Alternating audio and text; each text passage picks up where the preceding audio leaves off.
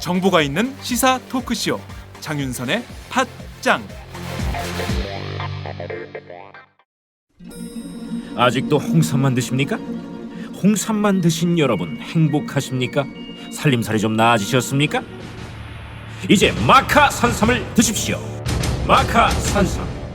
잉카인들이 즐겨 먹었던 남미 페루의 산삼. 인체에 꼭 필요한 31가지 미네랄과 18종의 아미노산을 함유한 천연 종합 영양제. 세계적인 슈퍼푸드로 인정받아 전 세계가 열광하는 그것 바로 마카입니다. 페루의 마카와 우리나라의 산삼을 하나로 만들었습니다. 마카 산삼. 이게 다가 아닙니다. 20년 경력 전문가의 자문을 받아 우리 몸에 좋은 11가지 원료까지 하나로 만든 건강 푸드 마카 산삼. 이제 홍삼 가격으로 마카 산삼 드십시오. 와, 이거 남자한테 딱이네. 딱이야. 애미야, 나한테도 딱이구나. 엄마, 나도 마카산삼. 나도. 검색창에 마카 산삼 또는 영한 네이처를 검색하세요. 영한 네이처 마카 산삼이 답입니다. 마카 산삼을 꼭 기억하세요. 우주에서 마카와 산삼을 하나로 만든 회사는 영한 네이처가 유일합니다. 유사 검색어 회사에 주의하시고 영한 네이처를 꼭 확인하세요.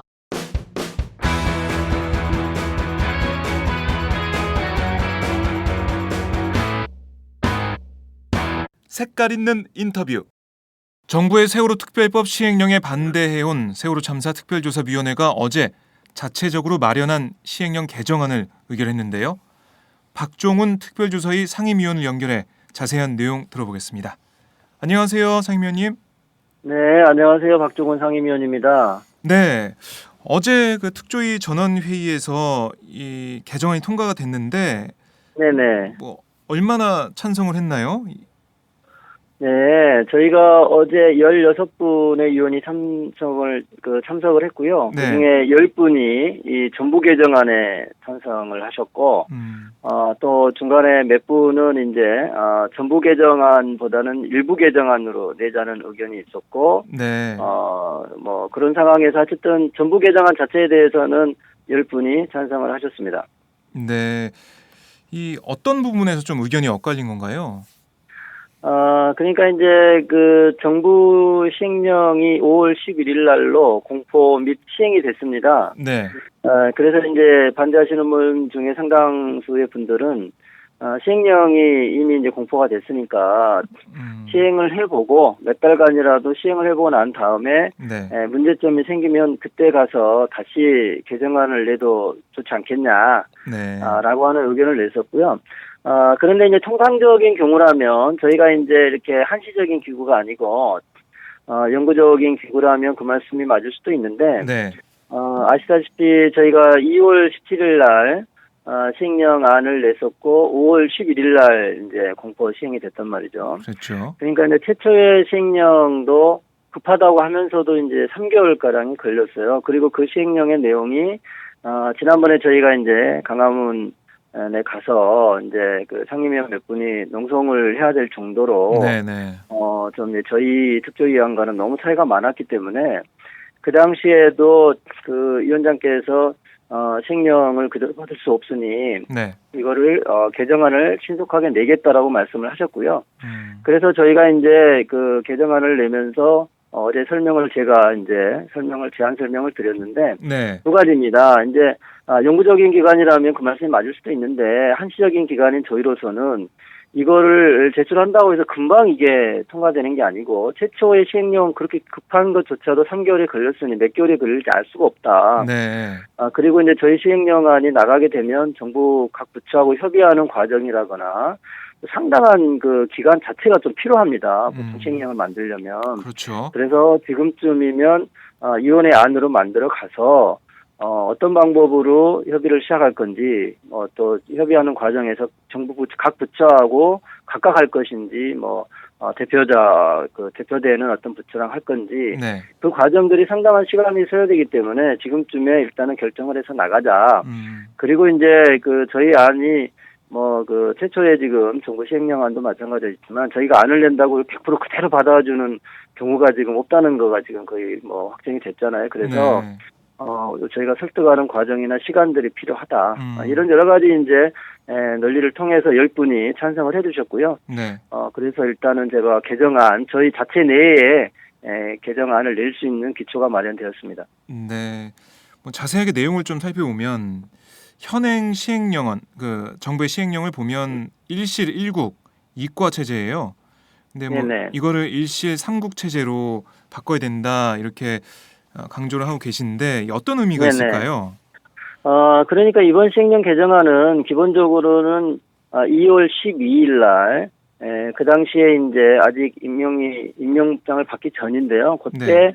4차 전체 간담회를 통해서 결정된 내용을 변형시킨 거라고 보시면 되는데요. 네. 그 당시에 왜 이제 저희가 일실 삼국이 필요하다고 봤었냐면 삼국이라고 하는 거는 이제 진상조사 안전사의 피해 지원이고요. 이 세 개가 국정도의 규모라는 것은 그에 따른 인원까지도 다 포함이 되는 겁니다. 네. 인원에다가 또 국장이나 여러 가지 직급까지도 결정이 되는 거거든요. 그래서 이 정도의 규모와 직급이 있어야 된다라고 그때 당시부터 저희는 계속 주장을 했던 거고요. 네. 다만 이제 저희가 특조위 시행령안이 2월 17일자에 낼 때는 행정지원실을 기획행정 담당관실로 줄여가지고 냈는데 그 당시 저희 생각은 행정지원 파트를 좀 더 줄이고 네. 진상규명 안전사의 피해자 지원 쪽을 좀 더 늘리려는 의도로 그렇게 했었지만 네. 사실은 이제 그 당시 상황과 또 지금 현재의 시행령관을 볼 때 사실은 행정지원이라는 게 또 이 만만치 않은 분야예요. 그래서 네. 저희 욕심대로라면 적은 인원을 가지고 일을 하려고 보면 진상규명 안전사의 피해자 지원에 더 많이 배치하고 행정 지원을 줄이는 게 좋겠지만 그러나 또 기본적인 행정은 필요하고 또 현재의 시행령도 실국 7단위로 해가지고 행정 지원을 하고 있기 때문에 그런 여러 가지 사정을 감안해서 일실 3국으로 하게 된 겁니다. 네. 근데 사실은 그 내용이 그거보다 더 중요한 게 이제 지금 현재의 정부 시행령에 빠져 있는 상임위원회와 상임위원회의 업무, 그러니까 상임위원회라고 하는 거를 이제 5명의 상임위원이 수시로 만나서 네. 협의하고 심의할 수 있게 그렇게 근거 조치를 줬고요. 그다음에 상임위원들 중에 특별히 안전사회나 또 진상규명이나 지원소위원회 그 위원장을 맡고 있는 분들이 직접 관련 업무에 대해서만큼은 물론 행정지원이나 이런 거 사무에 관한 거는 다 사무처에서 해야 되고요. 네. 특별조사 업무에 대해서만큼은 직접 지감동할 수 있는 권한을 그렇게 다 명시를 하고 인원도 정부 입장에서 이제 이른바 공무원 종원 개념으로 해서 네. 5+115에서 총 120을 가져갔지만 저희 그렇죠. 생각으로는 법 자체를 보면 분명히 상임위원과 일반 직원은 구별이 되어 있습니다. 그렇기 때문에 상임위원 5분 플러스 직원 120명 해서 5명을 다시 늘렸고요. 네. 이런 방식을 통해서 원래 저희가 주장하려고 했던 특별법의 목적과 취지에 따른 행동 그리고 그런 이제 행위를 하려고 하면은 충분히 준비가 돼야 되는데 이 정도의 인증밀쭉 준비는 돼야 된다라고 봐서 시행령 개정안을 만들게 된 겁니다. 네. 이게 또 눈에 띄는 게 저번부터 계속 주장을 하셨지만 각 국 소위원장들이 소위원장 3명이 각 업무를 지휘 감독할 수 있는 권한 이걸 또 명문화한 거잖아요. 이번에 이제 개정을 내신 건요. 이것도 중요한 부분이죠. 그렇죠. 이게 가장 중요하다고 볼 수 있는데요. 그게 네. 가장 큰 쟁점이고요. 지난번에 저희 2월 17일자 특조위 시행령안은 그냥 소위원장의 업무 형식으로만 규정이 됐다면 이번에 개정안은 제5조의 상임위원회의 설치 근거를 놓고 그 상임위원회의 3개 상임위원들, 즉 진상규명 안전사의 지원 관련 업무를 맡는 그 상임위원들이 관련 업무를 네. 그 직원들을 통해서 지감독할 수 있는 그 규정을 만들었다는 게 의미가 있고요. 그거 말고도 사실은 저희가 이제 국가 체제로 운영하다 보면 자칫 잘못하면 이제 너무 또 경직적으로 운영될 여지도 없잖아 있지 않겠습니까? 공무원제도라는 게. 그래서 소관 사무를 일시적으로 조정할 수 있는 그런 규정이라거나 또 이제 특히 안전사회 같은 경우는 전문가들의 도움이 많이 필요합니다. 그분들이 다 이제 채용이 되면 좋겠지만 이 짧은 기간 동안에 자기의 본업을 버리고 여기 와가지고 일을 한다는 게 쉽지 않기 때문에 네. 전문 요원 제도를 도입을 한다거나 하여튼 좀 전체적으로 특조위의 목적을 달성할 수 있도록 현재의 시행령이나 그 전에 특조위 시행령보다 조금은 더 진전된 그런 내용으로 보시면 되겠습니다. 네, 알겠습니다. 그리고 과태료 부과 징수 조항이 추가됐던데요. 네네. 이거는 어떤 내용인가요? 네. 이 조항은 사실 특별법 53조에 과태료 부과라고 하는 게 나옵니다. 그 네. 부과 나오는데 그거를 이제 징수하려면 그거를 시행령에 넣어야 돼요. 근데 지난번에는 이게 과태료 부과라는 게 일반 시민에 대한 어떤 부담을 주는 규제에 관한 거기 때문에 네. 규제에 관한 심사를 따로 받아야 됩니다. 그래서 지난번 저희 쪽 특조위 시행령 아니라 현재의 정부 시행령에도 이게 빠져 있습니다. 왜 그러냐면 이제 논의가 너무 많이 걸리니까요. 규제에 관한 논의가. 그렇죠. 그래서 그때는 이제 뺐지만 이제 어쨌든 간에 정부 시행령이 제정 공포된 상황에서 또 저희가 빠른 시일 내에 기본적으로 출범할 준비를 거쳐가지고 조사 활동에 들어가야 되지 않겠습니까? 네. 그렇게 되면 또 과태료 징수할 일이 생깁니다. 그래서 저희가 이번 개정안에는 과태료 부과 징수에 관한 근거 조항과 이런 내용들을 이제 부과를 하게 된 겁니다. 어제 그 회의 네네. 장소에 유가족분들도 오셨다고 들었는데요. 네네네. 뭐 유가족분들의 뭐 반응이랄까요? 그 현장 분위기랄까요? 네네. 어땠습니까? 사실 이제 저희 회의는 전원위원회 같은 경우는 이제 그 공개가 됩니다. 현장 네네. 공개가 되는데요. 뭐 방송 중계까지도 가능합니다. 음. 그 중에 이제 유가족분들이 오셨는데요. 유가족분들께서는 좀 걱정하시는 거죠. 이제 시행령이 특조위가 생각했던 그 시행령이 아닌 네. 정부 쪽에서 이제 결정한 시행령이 공포화된 상황에서 과연 특조위가 제대로 일을 할 수 있을까 여러 가지 아마 우려를 가지고 참석하신 것 같습니다. 네. 네. 그런데 한편으로는 또 이제 회의를 통해서 개정안도 의결이 되고 또 이제 운영 규칙이나 인사 규칙 같은 이제 중요한 규칙들이 하나씩 준비되고 있기 때문에 네. 다른 한편으로는 그래도 특조위가 뭔가 한계적인 상황, 그러니까 정부 시행령이라고 하는 한계 상황 속에서도 뭔가 일을 하려고 한다라고 하는 것을 또 긍정적으로 평가하신 것 같았고요. 네. 다만 이제 이런 과정을 거쳐서 어느 세월에 출범 준비가 갖춰질 것이냐, 즉 파견 공무원이나 민간인 채용 문제, 또 예산의 문제가 여전히 남아 있고요. 그렇죠. 그리고 또 그것이 다 갖춰지더라도 과연 조사 대상자들이 제대로 조사에 응해가지고 진상조사의 결과를 만들어낼 수 있을 것인가, 뭐 그런 고민들을 하시는 것 같습니다. 네. 정말 걱정 많으시고 좀 안타깝고 그런 심정이실 것 같아요. 유가족분들이요. 네. 그러니까 진상 그렇습니다. 규명을 하겠다고 특별조사위를 만들어 놨는데 어떻게 보면 지금 제대로 출범조차 못 하고 있잖아요. 맞습니다. 네. 지금 뭐 저번에 말씀 들어보니까 예산이 없어가지고 다 뭐 사비로 다니시고. 외상으로 하신다고 생각합니다. 외상이나 개인 비용을 쓸 수밖에 네. 없습니다. 네. 아니 어떻게 뭐 이런 상황이 벌어지고 있는지 정말 그때 답답해요. 이제, 예. 네, 다른 위원회 같으면은 사실은 시행령이 제정 공포되고 예산안이 확정이 되고 그리고 나서 이제 위원들이 임명장을 받으면서 전원위원회를 개최하는 게 이제 통상적으로 절차상 그게 맞는데요. 네. 저희는 계속 이제 늦어지다가 임명장을 3월 초에 받게 되고 3월 9일 날 전원이 열렸는데 오히려 이제 시행령은 5월 11일 날 제정 공포됐고 여전히 예산은 확정이 안 돼 있는 네. 그러나 또 내년 예산은 또 빨리 신청을 해야 되는 아주 지금 어려운 상황에 처해 있습니다. 네. 이 어떻게 보면 이제 정부에서 이 개정안에 대해서 어떤 입장으로 나오느냐에 따라서 또 이 문제가 어떻게 될지 궁금한데요. 그 정부는 좀 어떤 입장인가요? 특조위와 좀 협력이랄까요? 소통이 좀 잘 되고 있습니까? 아니 이제 어제 이제 개정안이 전원위원회를 통과했으니까요. 저희가 이제 상임위원회에서 여러 가지 방법을 일단 강구를 해야 됩니다. 하나는 이제 위원장의 대통령에 대한 의안 제출 건의권을 활용할 것인가, 네. 아니면 이제 저희가 독립된 위원회이기 때문에 저희 위원회 명의로 이제 국무회의에 내야 되는데 위원장께서 국무회의에 참석할 수 있는 권한은 또 없어요. 그러니까 네. 간사부처를 통해서 낼 건가. 하여튼 뭐 여러 가지 지금 방법을 강구하고 있고요.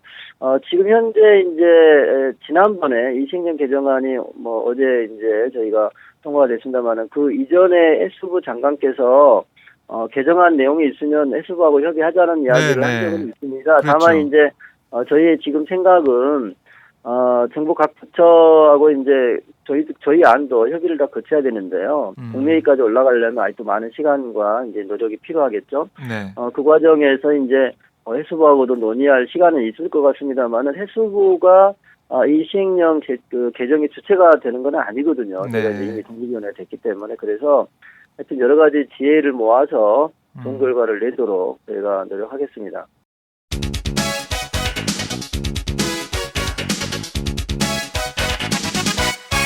장윤선의 팟짱. 네. 그리고 또 하나 좀 염려가 되는 게요. 그 정부에서는 특조위의 활동 기간, 그러니까 시작점이 1월 1일이다. 네네. 그때부터 기간을 산정하고 있다. 이런 얘기를 해서 아직 네. 출범도 못한 특조위가 벌써 지금 몇 개월을 허비한 셈이 아닌가라고 해서 걱정을 또 많이 하시는 분들이 계세요. 네. 그렇죠. 지금 그 해수부 장관께서 또 그렇게 네. 적극적으로 말씀하시는 바람에 상당히 논란이 큰데요.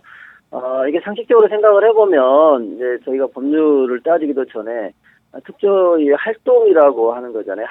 활동, 예. 활동을 하려면 특히 특조위는 특별조사 활동을 하는 기관이니까 그러면 특별조사 활동을 할 수 있는 준비가 돼야 되겠죠. 그래서 이제 이 위원회라고 하는 게 위원 17명만 있는 게 아니라 사무처라고 하는 게 또 있습니다. 네. 그러니까 이제 위원도 구성돼야 되고 사무처에 최소한 기본적인 일을 할 수 있는 공식 인원들이 파견돼 나와 있거나 아니면 민간인 채용이 돼서 공무원들이 더 있어야 되는 거죠. 네. 그런 상황이 돼야 되는데 그래서 이제 그 법상 나와 있는 위원회의 구성을 마친 날 이게 뭐냐 도대체 위원회 구성까지야 이제 이해를 하겠지만 구성을 마친 날이라는 게 도대체 뭐냐에 대해서 해석상 논란이 많은 것은 사실이에요. 네. 그래서 뭐 전원위원회 17명이 처음 모인 임명장 먹고 처음 모인 3월 9일이다. 뭐 또 이번에 정부 시행령이 또 시행된 네. 5월 10일이다. 아니다. 파견 공무원하고 민간인들이 그래도 어느 정도 와 있을 7월 중순경이다. 뭐 논란은 있습니다. 네. 그렇지만 1월 1일로 보는 법률가들은 제가 보기엔 거의 없는 것 같고 왜 그러냐면 1월 1일 당시에요. 저희는 민간인 신분이었어요. 네. 다만 이제 법에 어떻게 정해져 있냐면 최초로 대통령으로부터 임명을 받은 위원들의 임기가 1월 1일로 소급하는 거거든요. 네. 왜 그렇게 소급하게 만들었느냐? 제가 이제 그 법안 제정하는 과정에 참여했지 않습니까? 네네. 이렇게 왜 만들었냐면 이제 설립 준비 행위를 해야 되잖아요. 그렇죠. 예, 근데 저희 같은 경우는 이제 그 위원장 부위원장님은 아마 12월 17일부터 일을 하신 것 같고요. 네. 저는 이제 12월 24일부터 인수부에서 와달라고 그래서 그때부터 일을 했는데, 음. 그러니까 설립 준비 행위를 하면은 맨날 와가지고 상근하는 저희 같은 경우는 와서 계속 일을 했단 말이죠. 그 12월 달까지 다 직장 이제 그만두고 와가지고 일을 했는데, 네. 그래서 이제 1월 1일부터 이렇게 소급하게 되면 실제로 설립 준비 행위를 한 민간인 신분에서 설립 준비를 임명장 받는 3월까지 그렇게 했는데 그렇다면은 해수부 장관 말씀대로 하게 되면 민간인이었던 2개월도 특별조사위원회 활동이냐 이거죠.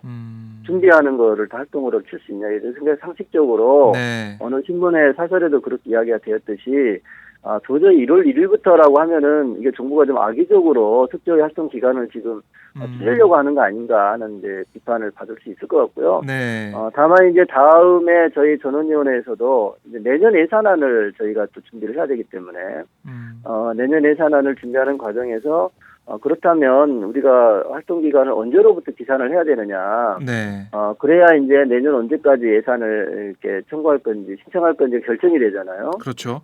그래서 아마 그것 때문에 다다음 주 목요일 날 전원위원회에서는 한번 논쟁이 있을 겁니다. 네. 그거는 변론을 하고 하여튼 1월 1일로 보는 사람은 제가 보기에 제 주변에는 없는 것 같습니다. 네. 네, 뭐 유기준 해수부 장관이 1월 1일부터 활동 기간으로 산정해서 논란이 되고 있는데 뭐 어떻게 보면 참 논리적이고 비상식적이죠. 시행령도 없고 뭐 예산도 없고 그런 상황에서 아무것도 없는 민간인들한테 조사 활동했다라고 할 수 있을지. 예. 그렇죠. 뭐 이거는 정말 상식적으로 판단해 봐도 말이 안 된다라는 생각이 들고요. 네네. 자, 이 특조위 활동이 뭐 앞으로 이제 선체 인양 작업이 진행이 되겠지만 선체 인양이 된 다음에 그 선체까지 조사할 수 있는 그때까지 기간이 될까라는 또 의문도 좀 네네. 들어요. 그거는 이제 두 가지 변수가 있는데요. 하나는 저희의 활동 기간 기산점 시작을 언제로 볼 거냐에 따라 만약에 이제 3월 9일로 보게 되면 1년 6개월 조사 기간을 다 써도 내년 9월입니다. 그렇죠. 그러면 그때까지 과연 배가 인양될 수 있을 것인가?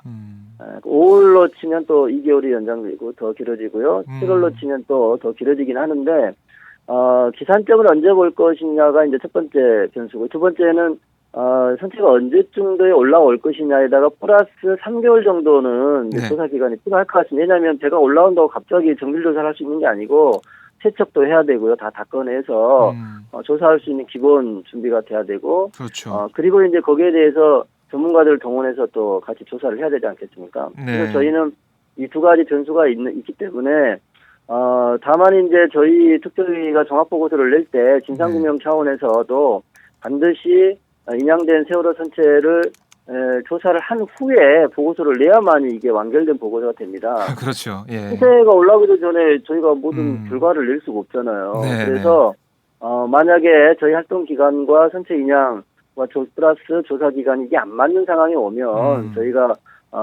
직접 국회의원들께 없는 개정안을 내든가 해서라도 네. 최소한 인양된 세월호를 조사한 결과까지 포함시켜야만 되겠다. 그런 마음은 갖고 있습니다. 네네. 네. 뭐 국민들께서 뭐 판단을 해 주셔야 될 것 같아요. 이 네, 아유, 세월호가 국민들 판단 중요합니다. 네네. 선체 인양이 되면 당연히 그 선체도 조사하는 게 진상 규명을 위해서 꼭 필요한 과정이다. 이걸 계속 국민들께서 뭐 얘기를 해주시고, 뭐 정부는 당연히 네네. 뭐 좀 어떻게 보면은 난색을 좀 표명할 수도 있는 그런 부분이긴 한데요. 특조위의 조사 기간 연장이나 이런 부분에 대해서는요. 하지만 뭐 네네네. 국민들이 진상 규명 위해서 꼭 필요하다 하시면 뭐 정부도 어쩔 수 없지 않을까라는 생각이 들어요. 네네. 저는 예. 그게 상식적인 판단일 거라고 봅니다. 네. 이 해양수산부와의 뭐 특조위의 관계, 뭐 제가 계속 뭐 좀 걱정이 되는 게 특조위가 좀 진상 규명을 열심히 집중해서 할 수 있는 그런 여건은 좀 마련해 줘야 되는데, 해양수산부 같은 경우는 이 특별법 시행령 만들 때도 뭐 수정하기 위해서 특조위와 커뮤니케이션 한다, 소통을 한다 했지만은 별로 그런 게 없다고 제가 들었거든요. 없었다고. 네. 네. 그런 뭐 네네. 예, 어땠습니까? 그 당시에.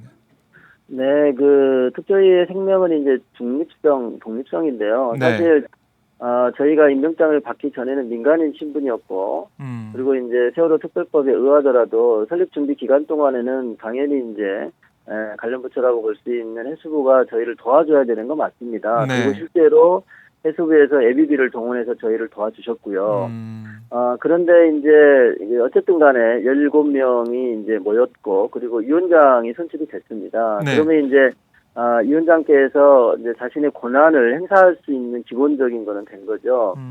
그런 상황이라면 이제는 조금은 독립적인 기구로 저희를 인정해야 되고요. 네. 그 전에 이제 그 시행령을 협의할 때도 사실은 그 해수부가 파트너였다기보다는요, 제가 초기에 협의에 관여를 했었는데, 네. 해수부도 정부 관련 부처의 여러 가지 의견들을 종합해 와가지고 전달하는 통로의 역할을 했습니다. 네. 그래서 사실 저는 개인적으로는 이게 무슨 해수부만의 잘못으로 보고 싶지는 않아요. 왜냐하면 해수부가 모든 결정권을 가지고 있었다면 네. 현재의 시행령이 이렇게 된 거에 대한 책임도 해수부가 져야 되겠죠. 그러나 이제 해수부는 일종의 통로 역할을 했다고 제가 보기 때문에, 네. 전달자 또는 승리 역할을 했다고 보기 때문에 해수부만의 잘못이라기보다는 그 뒤에 우리가 이제 감춰져서 보이지 않는 여러 관련 부처들, 네. 또는 뭐 또 어떤 또 정책 결정권자가 뭐 청와대뿐이 가능했는지 잘 모르겠습니다만은 어쨌든 청와대나 총리실이나 정부 관련 부처들이 함께 책임을 져야 되는 그런 문제라고 보고요. 네. 어쨌든 저희는 이번 개정안을 통해서 또 다른 분처하고 협의하는 과정을 통해서 그 현재의 시행령이 어떤 식으로 만들어졌는지를 다시 한번 우리가 볼 수 있을 것 같은데요. 네. 해수부 쪽에서도 기왕에 그 당시에 여러 부처를 제시해서 나온 거라면 조금은 더 저희가 좀 소통이 잘 됐으면 좋겠는데 초기에 저희가 그 입법예고안 나오기 전까지만 해도 성실하게 이제 협의에 임했거든요. 네. 그래서 저희 거로 계속 설명을 했는데 그런데 막상 이제 나온 입법예고안은 저희 설명했던 자리하고 너무 다르게 나오지 않습니까? 예. 그러니까 이제 이게 과연 이 협의를 하는 게 의미가 있는 거냐. 특히나 또 자꾸 협의를 했다 하고 만든 거다 이렇게 말을 하니까 마치 저희가 뭔가 동의를 해준 것 같은 예. 그런 느낌을 주는데 전혀 저희는 전체 간담회에서 결정된 내용을요. 네. 개인 상임위원이나 뭐 위원장님께서도 그거를 막 변경하고 바꿀 수 있는 권한은 없죠. 그래서 저희는 이제 저희 안만 계속 설명하고 설득하고 네. 관련 부처에 꼭 전달해 달라고 했을 뿐인데요. 하여튼 그런 과정에서 이제 마치 그 제도로 협의를 하고 우리한테 네. 이런 입법예고안을 만든 것처럼 그렇게 주장을 하게 되니까 저희로서는 이제 신뢰성이 깨지게 되고 네. 입법예고안 저희가 4월 6일자로 의견서를 냈는데요. 그 이외에는 뭐 사실상 제대로 된 협의가 이루어지지도 않았고요. 네. 그런 어려움들이 좀 많이 있었습니다. 이미 뭐 지나간 일이긴 한데요. 네. 네.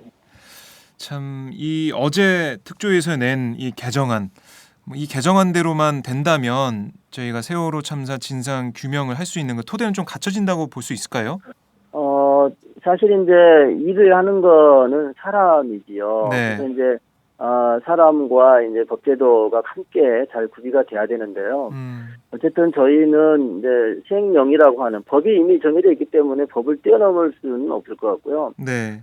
시행령을 통해서라도 어떻게든 법이 추구하는 독립성, 객관성을 유지하면서 조사를 해야만 그나마 나은 결과를 낼 수 있다고 봅니다. 물론 사람이 하는 일이기 때문에 저희가 이게 뭐 관계적인 수사권도 없고요. 저희가 함부로 뭐 이렇게 재판을 할 수 있는 것도 아니고 그렇기 때문에 네. 저희가 조사 권한과 청문회 권한만 있지 않습니까? 그렇죠. 물론 특검 요청권은 있지만 저희가 특검을 직접 하는 건 아니니까요. 네. 하여튼 이런 그 제한적인 상황 속에서도 어떻게든 최선을 다하려고 하는 그런 노력으로 봐주셨으면 좋겠습니다. 네, 알겠습니다. 자, 마지막으로 저희 팟짱 애청자분들께 한 말씀 좀 해주시죠. 네, 저희 세월호 특조위에 대해서요. 어떤 분들은 왜 이렇게 세월호에 대해서만 오랫동안 문제가 제기되는 거냐, 이제 오해하시는 분도 계신데요. 네. 사실 예전에 대구 지하철 참사 때나 각종 참사 때 가족들이나 정부가 제대로 나서가지고 대형 재난재해가 발생하지 않도록 사전 예방책이나 사후 대응책을 제대로 마련했다면 오늘날 이렇게 세월호 참사가 발생하지도 않았을 것이고 발생하더라도 이렇게까지 가족분들이 1년 넘게 고생을 가면서 싸우지 않아서도 됐을 겁니다. 네. 그래서 저희가 이제 세월호를 바라보실 때는 이게 세월호 자체만의 문제로 보시면 안 되고요. 세월호라고 하는 하나의 사건을 통해서 향후에 대한민국에 더 이상 이러한 참사가 발생하지 않도록 법제도나 관행이나 여러 가지 시스템을 구비해야 된다. 그리고 만약에 불가피하게 사고가 발생하더라도 세월호와 같은 참사로 번지지 않도록 인적 물적 손해를 최소화시킬 수 있는 그런 준비가 돼야 된다. 그리고 이제 또 어쩔 수 없이 몇 분이라도 적은 인원이나마 피해자가 발생하게 된다면 국가는 국민의 생명과 재산을 보호하는 관점에서 어떻게 이분들을 지원할 것인가, 그거에 대해서 이제 좋은 모델이 되는 케이스를 만들어 놔야만이 다시는 그거 가지고 다툼이 없을 겁니다. 그래서 세월호는 작년에 발생한 세월호 참사일 뿐만 아니라 현재에도 계속 진행 중인 대한민국의 안전에 관한, 참사에 관한, 재난재해에 관한 표지라고 보시면 될 것 같습니다. 계속 관심 가져주시고 지지해 주시고 좋은 아이디어 주시기 바랍니다. 네, 오늘 말씀 잘 들었습니다. 네, 감사합니다. 네, 지금까지 박종훈 세월호 참사 특별조사위 상임위원과 말씀 나눠봤습니다.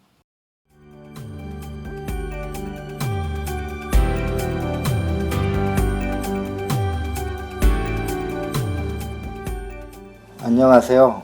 오마이뉴스 시민기자 김종술입니다. 직업기자들은 국회나 경찰서 같은 곳에 출입하는데요. 제 출입처는 금강입니다. 매일 차를 몰고 강으로 출근합니다. 그래서 물고기 떼죽음, 홍산성 붕괴, 큰빛 이끼벌레와 같은 특종도 할 수 있었습니다. 혹시 하고 싶은 말이 있으신가요? 내 주변의 불합리에 분노하고 계신가요? 오마이뉴스에서는 모든 시민이 기자입니다. 저처럼 일개 시민도 세상에 말할 수 있습니다. 시민기자로 활동을 해주세요. 혹시 장윤선의 팟짱과 오마이뉴스를 공짜로 보기 민망하신가요? 매월 자발적 구독료를 내는 10만인 클럽에도 관심을 가져주세요.